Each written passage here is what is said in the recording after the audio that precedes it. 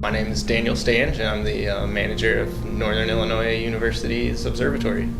I staff the observatory twice a week and have it open to the public for anyone interested in coming and viewing our celestial neighbors and any other objects we have available.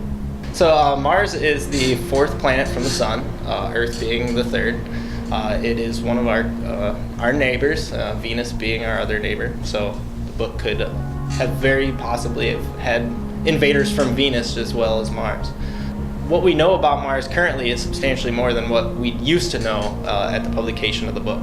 Back then, all we could understand and learn was what we could see through telescopes. And at the late 1800s, the largest telescope was a 72-inch reflecting telescope that resided in Ireland. What we would see, even out of that large of a telescope, would still show Mars as pretty much a faint dot.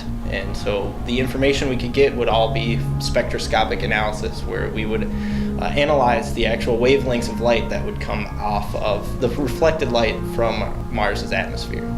The idea of what the surface of Mars was, what it was like, if there was any life, was solely based on the imagination of the authors who wrote books about outer space and other planets. The idea of canals and these river basins that showed up on Mars is from a lot of our initial passing by satellites that would just image the surface. And so there have been multiple images of geographical structures that appear to look like dried up river basins, that we have comparisons that we've made between Mars and Earth, and just the similarities between the geological structures infers to us that there had to been at one time vivid amounts of water, liquid water, that was on the surface of Mars.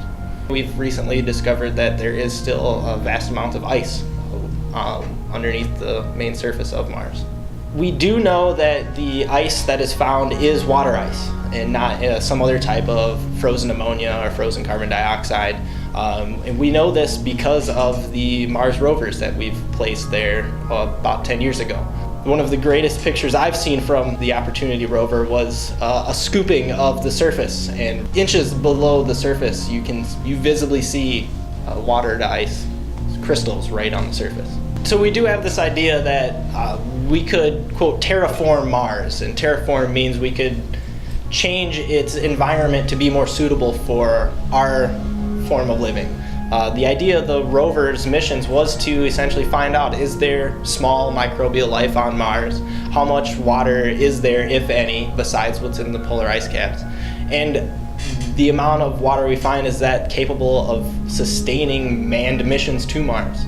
My idea is we will be getting to Mars within the next 50 to 100 years. We will establish a base on Mars and make use of all this frozen water that we find roughly right underneath the surface. So the most exciting thing about explorations of Mars is really the private sector, and how much we have the personal interest of very rich individuals who are just as interested to support life on another planet. Being at a different location, that we could use Mars as a base and essentially send astronauts off to farther out locations than just our lonely neighbor Mars. So in regards to the book, as the active observatory manager here, I would probably be just like the guy in the text. Be running towards the first crater, be one of the first guys there as soon as it fell, trying to take measurements, trying to determine how hot this thing is, why did it unscrew in the fashion that it did, what is the material that it's made out of, is it something we created that just fell back, is it something extraterrestrial? And so more than likely, I probably would end up with the same fate as the character in the text. I would be burned by their fantastic heat ray. If you're interested in studying space and science, I highly suggest getting into the education of physics and astronomy. A lot of math-based math backgrounds, and just follow your interest from there.